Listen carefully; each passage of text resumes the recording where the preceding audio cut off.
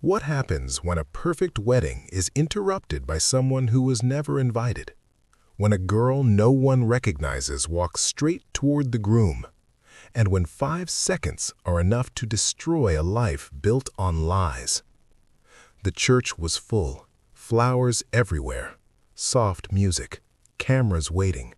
He stood at the altar calm and confident, wearing a suit worth more than most people's cars. This was his moment. Years of success, deals, and control had led him here. The doors opened. At first, no one paid attention. People thought it was just someone late. Then whispers started. Heads turned. A girl walked in alone. Her dress was simple, too simple for this place. Her shoes were worn. Her hair was pulled back like she hadn't planned to be seen. She didn't look at the guests. She didn't look at the bride. She walked straight to him. Murmurs filled the room. The bride frowned. The best man stepped forward, confused. "Miss, you can't." The girl ignored him. She reached the altar, grabbed the groom's sleeve, and pulled. Hard. Gasps echoed. Cameras clicked. "What are you doing?" someone shouted. The groom turned, anger flashing in his eyes. "Get your hands off me," he snapped. She looked up at him. Her eyes weren't angry. They were steady. "You need to come with me, right now." "I don't know you," he said sharply. "This is my wedding." She shook her head slightly. "You know exactly who I am." His face changed, just for a second. Enough. The bride noticed. "What is going on?" she demanded. The girl didn't answer her. She tightened her grip on his arm. 5 seconds, she said quietly. "That's all you have." The groom laughed nervously, trying to pull away. "Someone remove her, now." But no one moved, because in that moment, the girl leaned in and whispered something only he could hear. His smile vanished, and before anyone could stop it, everything he thought was secure began to fall apart. The music stopped, not because someone ordered it to, but because the pianist's hands froze. The groom's breath caught in his throat. He stared at the girl like she had just spoken a language no one else could hear. "Let go," he said, but his voice had lost its edge. She didn't. "You promised me you would tell them," she said, loud enough this time. "You said after the deal was done." The bride stepped closer, her smile gone. "Who is she?" she asked. The groom swallowed. "She's confused," he said quickly. "Security, please." 2 men near the aisle shifted, unsure. The girl finally turned to the bride. "I'm not confused," she said. "I'm the reason this wedding exists." That sent a ripple through the room. Someone laughed nervously. Someone else raised a phone.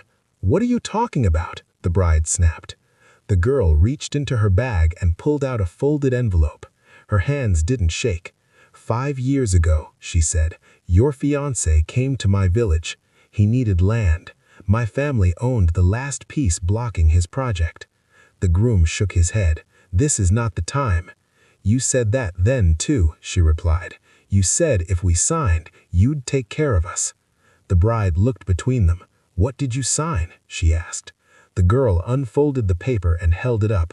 Old signatures, stamps, names. "She signed everything," she said.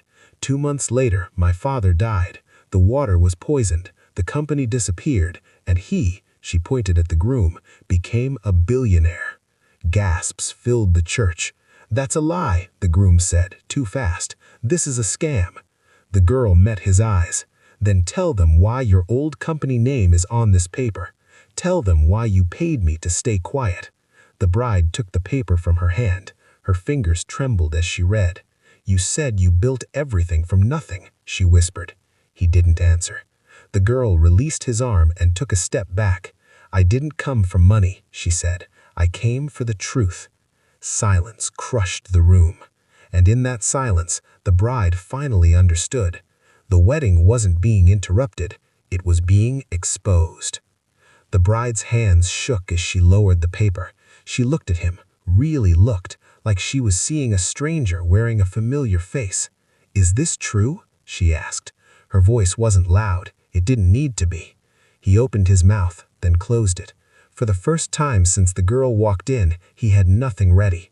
No speech, no charm, no exit. "This is insane," his mother said from the front row, standing up. "You're ruining my son's wedding." The girl turned toward her. "Your son ruined my family," she said quietly. That hit harder than shouting ever could. A man in the crowd stepped forward, then another. Someone whispered the name of the old project. Someone else pulled out a phone and searched. Screens lit up. Murmurs turned into sharp, focused noise. The groom finally spoke. "I was young. I did what I had to do to survive." The girl nodded. "So did we. Only we didn't survive." The bride's eyes filled with tears, but she didn't wipe them away. "You told me there were no skeletons. You told me everything was clean."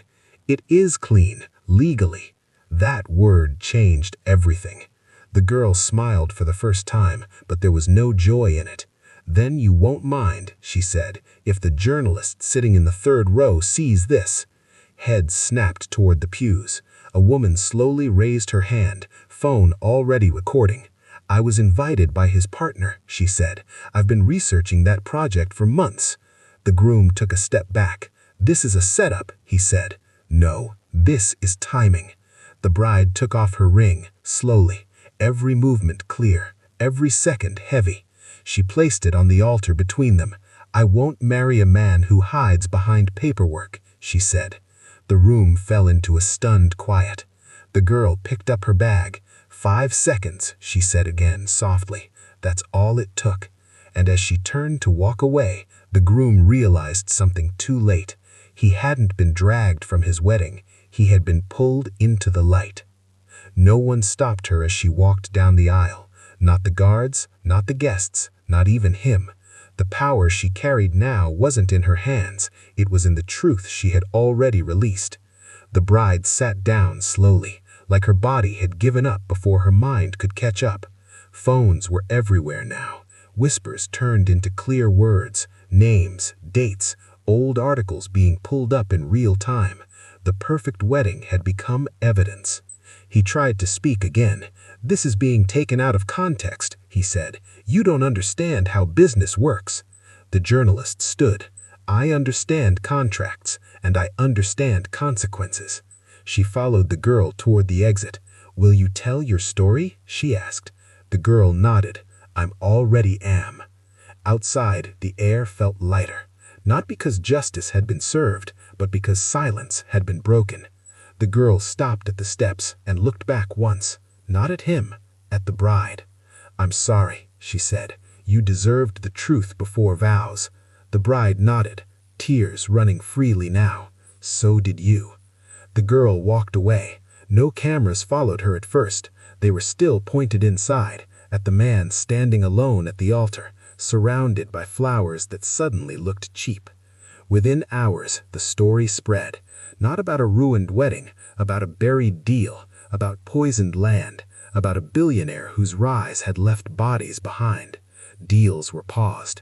Partners went quiet. Boards demanded answers. 5 seconds. That's all it took. Not because a poor girl dragged a billionaire from his wedding, but because she refused to stay invisible.